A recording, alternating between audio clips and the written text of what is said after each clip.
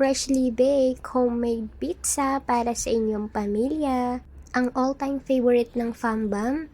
Tara, gawin natin yan. Dito nga ay gagamit lang tayo ng 3 cups ng all-purpose flour.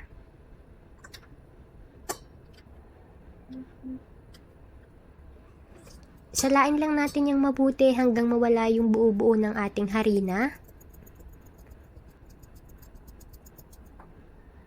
At kasunod nga niyan ay maglagay tayo ng 3 tablespoon white sugar. Kung gusto niyo ng mas matamis na dough ay pwedeng-pwede niyong dagdagan. At yan na yung mga ingredients natin. Sundan niyo na lang yung ating mga measurement na nakalagay dyan sa ating video. Yan, halu-haluin lang natin yung mga ingredients na nailagay natin.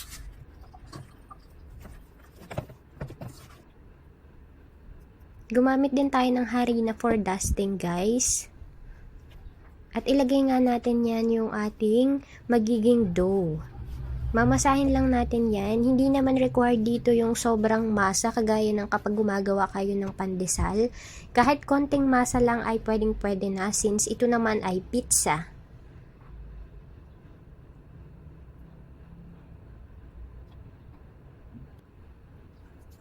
At ilagay nga lang natin yan sa isang bowl. Maglagay lang tayo ng mantika para hindi siya dumikit.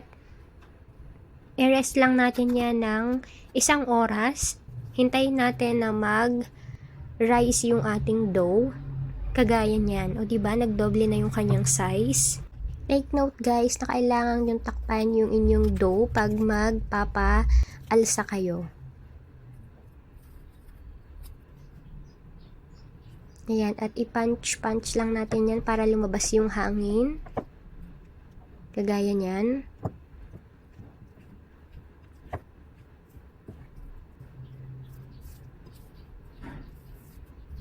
Sobrang lambot ng dough na to guys. Magugustuhan nyo. Para siyang dough na pang siopaw. Yun yung gusto ko sa pizza. Pero kung gusto nyo toasted, medyo tagalan nyo yung luto.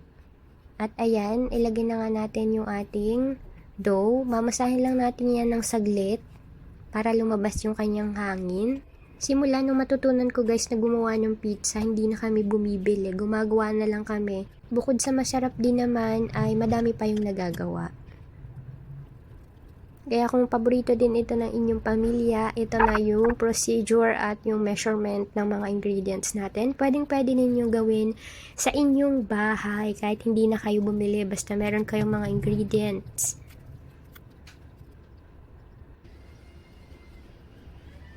At dahil wala nga tayong rolling pin guys, ang ginamit ko dito ay baso, di ba? Para-paraan na lang. Wala pa kasi tayong rolling pin, pero sa mga susunod siguro. Pag-iipunan pa natin yun. At ayan, dyan natin ilalagay yung ating pizza.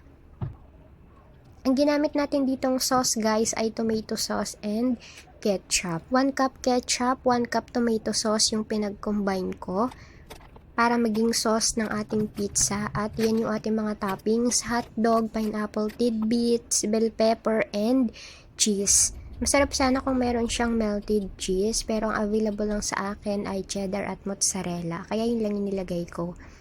Pero kung gusto nyo lalagyan ng melted cheese ay pwedeng-pwede guys.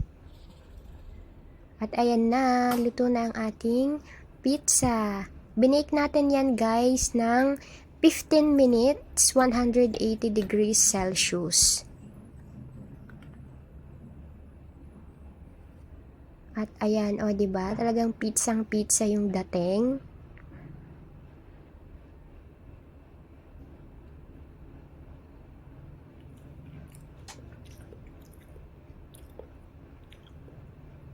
Kaya kung gusto niyo ring makagawa nito, ilalagay na lang natin sa description yung mga ingredients na ating ginamit. And yung procedure ay panoorin nyo na lang yung video na to. At ayan yung ating pizza. Meron na tayong pangkape at pang merienda guys. O diba? Pang pamilya talaga.